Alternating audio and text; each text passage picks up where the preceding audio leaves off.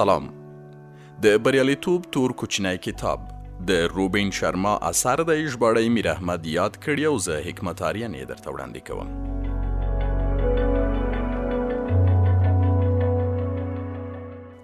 د توپیر درناوی. ښه، تاسو فکر وکړئ چې که د ټولو فلمونو کیسه یوه وای څنګه به وای؟ که د څښلو لپاره مو یوازې اوبه درلودی او آیسکریمونه ټول یوازې د چاکلیټو وای بیا به څنګه وای؟ که ټولو خلکو یوه خبره کولی بیا به څنګه وای؟ که هره ورځ په هماغه یوه ډول پای ته رسېدی او ټولو خلکو یو ډول فکر کولی بیا به څنګه وای؟ له دې خبرو یوه موخه لرم، ما سره پاتې شئ. زه چې ادارو ته د اغیز پراختیا او د کارکوونکو د ارزونې مرستې لپاره ورځم نو دوی ټول په لوړه کچه کار کوي. زه چې زیاتره لیکلي ماموریتونه ګورم ټولو پکې توپیر ته درناوی ښودلی وي. موږ د توپیرونو درناوی کوو او زه چې زیاتره شرکتونو سره کار کوم رښتیا هم درناوی لري. خو زما پوښتنه دا ده چې تاسې په رښتیا هم د توپیر درناوی کوئ؟ که تاسې ورته سم ځیر شئ نو وبه ګورئ چې همدا خلک نړۍ ته له بېلابېلو عینکو ګوري. دا کار د دوی فکر راویښوي او د نوي پوهې او کار لامل کیږي. تاسې به ځوروي، غوسه به درولي، ځکه دوی تاسې غوندې نه دي. خو زه تاسې ته دا ویلی شم چې ستاسې د ځورېدو تر شا د ویرې احساس پروت دی. دا هغه ویره نه ده چې انسان ورسره تیاره کې مخ کیږي، دا نامعلومه ویره ده. هغه ویره ده چې کله انسان له خپل خوندي ځایه وځي او ورسره مخ کیږي او ښایي د شیانو د لیدلو یو نوی لید ووینئ. هیڅوک هغه ځای پرېښودل نه غواړي چې پکې بلد وي. دا تل ویره راولاړوي. که هر څومره سخت او ځورونکی وي له هغه شي مه تښتئ چې ستاسې په ودې، پرمختګ او غوړتوب کې درسره مرسته کوي. په همدې حالت کې ستاسې طبیعي زړورتیا پکارېږي. توپیر موږ سره په پلټنه کې مرسته کوي. موږ ښه کوي. دغه بېلابېل خلک بېلابېل لیدلوري او بېلابېل رنګونه لري. په بېلابېلو ژبو غږیږي. دوی موږ ته د ژوند ډېر مهم درسونه راکولی شي. بدل خلک او تجربې درته په خپلو فرضیو او هغه نظریاتو د بیا فکر کولو ښایسته فرصت درکوي چې تاسې پرې تر دې دمه ژوند کړی دی. هغوی چې څه وایي، خبرې اورېدل او خپل زړه او ذهن ته ښکته کول یې ډېره لویه حوصله غواړي. دا اندېښنه به هم درسره وي چې ښایي تاسې پر ناحقه یئ. تاسې چې نړۍ ته په کومه سترګه ګورئ ښایي دا سمه نه وي او ښایي تر دې د فکر، چلند، کار او ژوند ښه بڼه او طریقه هم وي. خو تر څو چې تاسې ډک لوښي تش نه کړئ نوي څه پکې نشئ اچولی. که بدلون ونه منئ ښایي د ژوند ستر فرصتونه وبایلئ. جیم ډونالډ وکړل. یا به پایلې لرئ یا پلمې، دواړه نشئ درلودی. موږ د اړیکو نه لرلو او خلکو سره د ښې راشه درشه نه کولو لپاره په ډېر اسانه یوه پلمه پیدا کولی شو. د ډېرو ناشویو کارونو لیست به وي، ډېرې ټاکلې نیټې به رانه تېرې شوې وي او د نه کېدو ډېر زیات دلایل به ورته لرو. موږ چې کومو خلکو سره کار کوو یا ورته کار ورکوو څوک دومره حوصله لري چې هر یو سره مخامخ خبرې اترې وکړي او قوي اړیکې ورسره رامنځته کړي. جیم ډونالډ لري. جیم ډونالډ د قهوې د یو کوچني شرکت مشر دی. ډیر بوخت انسان هم دی. ډیر زیات کارونه او ځایونه ورته پراته دي. زما او ستا په څیر یې مهالویش ډیر بوخت دی، خو هغه وخت پیدا کړی او خلکو ته لومړیتوب ورکوي. پر دې حقیقت پوهیږي چې کوم چلند تا خپلو کارکوونکو سره وکړ هغوی به هماغه چلند ستاسې له پیرودونکو سره کوي. په دې پوهیږي چې انسان کله په خپل ارزښت پوه شي او ځان ورته ستر ښکاره شي نو بیا ستر کارونه کوي. وایي رښتیا تاسې به د جیم ډونالډ د شرکت نوم اورېدلی وي. شرکت یې سټاربکس 2 نومیږي. ډېر جالب انسان دی. د فورټون مجلې د راپور پر اساس جیم په یوه ورځ خپلو کارکوونکو ته د زیږون د ورځې د مبارکۍ 500 کارتونه لاسلیک کړي وو او 45 سلنه وخت سټاربکس پلورنځیو کې په ګرځېدو تېروي. دا سړی چې پلورنځیو ته ورشي نو څه کوي؟ څنګه چې ورسیږي سمدستي مټې رابډ وهي او خپلو کارکوونکو سره اوږه په اوږه کار پیل کړي. خپلو خلکو سره په خبرو شي، خلکو ته پیغام رسوي او خپل ارمان او لرلید ورته وایي. کلتور جوړوي او خپلو همکارانو ته غوره او ځانګړی احساس ورکوي. خلکو ته ارزښت ورکوي او هغوی سره په بریالیتوب کې مرسته کوي. د ایزي په څیر رهبري وکړئ.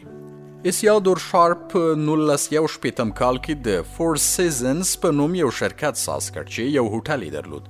ټولې معاملې یوازې په یوه قول ورکولو ورکړې. رښتیا یې ویل او په خپله خبره ودرېد. ستر کارونه یې وکړل او ستر ارزښتونه یې وړاندې کړل. ښه کارونه هغو سره کیږي چې په خپله ښه کارونه کوي. دا خبره یاد ساتئ. فور سیزنز اوس د نړۍ په ډیرو مشهور او بریالیو زنځیري رستورانټونو کې راځي او په دې وروستیو کې ورته د بیل ګیټس په څیر خلکو هم د خرڅلاو وړاندیزونه کړي دي. د ملګري او همکاران وایي ایزي یا ایسادو شارپ سره چې څومره ښه کیږي دا د حق دی او وړتیا یې لري. که سلګونه میلیونه ګټه کوي، که یې شخصیت او شهرت ورځ په ورځ زیاتیږي او که ورځ تر بلې پرمختګ کوي. له دې خبرو ما دا درسونه واخیستل. لومړی خپلو ارزښتونو ته رښتینی اوسه. نړۍ ډیره تیزه روانه ده. په دې تیزه روانه نړۍ کې خلک او هنرمندان لنډې لوبې کوي، خو ایزي اوږد فکر درلود. ډیرې باوري اړیکې یې رامنځته کړې، خپل نوم او نښان یې وساته، لږ کار یې وکړ او ډیر څه یې ترلاسه کړل.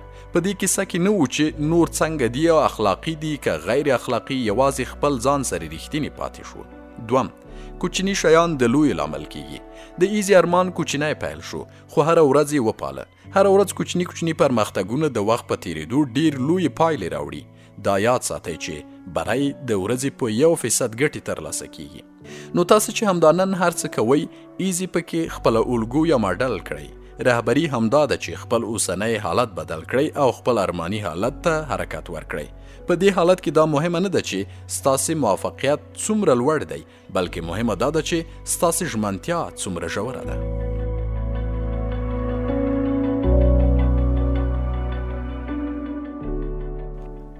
کار ختموي، خبرې نه، عمل غږیږي. هر څه چې پیلوي مهمه دا ده چې د لومړي ګام اخیستو زړه ولرئ. تر څو چې تاسې بدلون راونوړئ، بدلون نه راځي.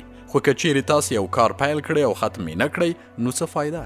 رهبري او غوړتوب د هغو نصیب کیږي چې کارونه تعقیبوي، هغه چې تر اخیره شیبه پورې ورته ولاړ وي، هغه چې تر څو یې یوه پروژه تعقیب یا فکر ښه ښایسته عملي کړی نه وي، تر هغې پرې په کلکه ولاړ وي. نو همدا اوس همدلته د خپل زړه تل ته ښکته شئ او هماغه ځایه دا هوډ وکړئ چې کوم مهم کارونه مو پیل کړي هغه به پای ته رسوئ. لومړی ګام هر څوک اخیستی شي، خو تکړه هغو دي چې په دې لاره تر زر ګام پورې مخته لاړ شي. کارلی یې کولی شي. تاسې پوهیږئ، زه پر دې کلک باور لرم چې هر لوی ارمان لومړی کوچنی پیل کیږي او تر څو چې تاسې روان نشئ، هیڅ شی نه بدلیږي. تاسې د ایچ پی شرکت د پخواني اجرایوي رئیس کارلی فیورینا په اړه ولولئ. هغه په خپل کتاب سخي پریکړې کې وایي چې لومړی مې په هیول پیکرډ شرکت کې د ټایپیسټ په توګه کار پیل کړ، خو تل مې غوښتل چې ستر او ښه ځای ته ورسیږم. یو ستر نظر یې دا دی، په بلې دندې فکر مه کوئ. اوس چې کومه دنده کې په همدې کې ښه کار وکړئ. له هر چا چې څه زده کولی شئ زده یې کړئ. د هرې دندې په فرصتونو فکر وکړئ، په محدودیتونو یې مه کوئ. موږ دا نصیحت یو څو ځل لوستی شو چې سم پرې پوه شو او ذهن کې مو کینی، ځکه ډیر ښه دی، نه رښتیا ډیر زیات ښه دی. دا خبره ډیر اسانه ده چې موږ په ټولګي کې یو کس ته ووایو ته چې د کومې نمرې لپاره خواري کوي، هغې ته چې ورسیږي نو په ټولګي کې به تر ټولو غوره یې. ډیر اسانه ده چې موږ یو کس ته ووایو چې ته چې د کوم بسط یا لقب لپاره غوراوی کوي، که یې ترلاسه کړې نو راڅرګند به شي او خلک به دې وپېژني. دا ډیر اسانه ده چې موږ چاته ووایو تاسې چې کوم ځای ته رسیدل غواړئ، که ورته ورسیږئ نو رښتینې لوبغاړي به یې. خو موږ چې څه ورکوو هماغه ترلاسه کوو، وروسته نه، همدا اوس یې ترلاسه کوو، او که نن نه نو کله. ارمان مو څوک وباسي؟ تاسې په خپل زور نه پوهیږئ. موږ هر یو ته چې دا اوس څومره ښکاري تر دې ډیر انتخابونه لرو. دا یاد ساتئ، نړۍ چې څنګه ده هغسې یې نه وینو، بلکې موږ چې څنګه یو هغسې یې وینو. موږ زیاتره نړۍ ته د خپلو ویرو، محدودو افکارو او ناسمو انګیرنو په سترګه ګورو. دا ډیره مهمه خبره ده. که تاسې د خپلو ویرو خواته قدم واخلئ نو پوه به شئ چې سرابونه وو او دا سرابونه تاسې په خپل اساس کړي وو چې تاسې یې کوچني ساتلی. که تاسې په خپلو محدودو افکارو او باورونو فکر وکړئ نو پوه به شئ چې دا حقیقت نه دی، بلکې دا هغه افکار دي چې تاسې له خپلو ګرد چاپېره خلکو اخیستي دي. که پر خپلو انګیرنو فکر وکړئ نو وبه ګورئ چې زیاتره یې ستاسې د خپل خیال زیږنده نه دي. نه، دا رښتیا نه دي، بیخي نه دي. موږ چې له کومو شیانو ویریږو زیاتره یې نه رښتیا کیږي. په دې باید فکر وشي. نن درته د جیمز آلن یوه خبره کوم چې کلونه مخکې په خپل کتاب کې کړې وه. دا به درسره خپلو ارمانونو او د ژوند ښایسته فرصتونو ته رسیدو کې مرسته وکړي. په اوس وخت کې چې اروا سره تړلي څومره حقیقتونه راښکاره شوي دي، یو به یې هم دومره ګټور، رښتینی او باوري نه وي لکه دا چې تاسې د خپلو افکارو بادار یئ، د خپل کرکټر سازونکي او د خپل حالت، چاپیریال او برخلیک ټاکونکي. بریا او ساده توب د ګوګل د بنسټګر دا خبره مې ډیره خوښه شوه چې ویل یې بریا په ساده توب کې ده. زه وایم تاسې پر دې خبرې لږ ژور فکر وکړئ. ډیره قوي خبره یې کړې ده. د ساده توب له لارې بریالیتوب ښه نظر دی. زیاتره خلک په کاروبارونو او شخصي ژوند کې ډیر پیچلی پرمختګ کوي. ډیر کارونه، ډیرې پروژې، ډیر تولیدات، ډیرې ناستې او جلسې، ډیر مالونه او ډیرې موخې. خو زه تاسې ته وایم ښه دا ده چې اپوټه یعنی برعکس کار وکړئ. دوی هڅه کوي چې د خپل کاروبار جوړښت راټول او ډیر متمرکز کړي. دوی لږ هوښیار کارونه کوي. دوی ډیر متمرکز او ډیر راټول وي. دوی هڅه نه کوي چې هر چا لپاره هر څه شي، ځکه دوی واقعا په ساده توب کې ژوند کوي. له نورو یې زده کړئ. یوه ډیره ساده خبره کې لوی درس پروت دی. هر څوک چې ستاسې ژوند ته راځي په داسې څه پوهیږي چې تاسې پرې نه پوهیږئ. که لوړو څوکو ته رسېدل غواړئ نو له نورو خلکو پوهې، نظریاتو او تجربو ته ورښکته کېدو یو فرصت هم مه بایلئ، ځکه موږ واقعا په خپلو خبرو اترو بدلیږو. د پیټر ډراګر په څیر شئ. په پیټر ډراګر کې مې دا کار خوښیږي چې د ښو مفکورو ورکولو ترڅنګ ښه نظریات هم وړاندې کوي. مفکوره په خپله دومره ډیر ارزښت نه لري. موږ ټولو ته ښې مفکورې راځي، خو که ځان لوړو څوکو ته رسوئ نو دې یو بل شي ته هم اړتیا لرئ، او هغه نظر دی. ډیر ښه نظر ته اړتیا ده. مثلا دا چې یا ښه واخله یا ما اخله. دا ساده ښکاري، خو که چیرې تلته ورښکته شئ نو دا انقلابي جمله ده. که تاسې یوې برخې کې پرمختګ کول غواړئ نو یوازینۍ لار یې دا ده چې څه کوئ په نړۍ کې تر ټولو ښه وکړئ.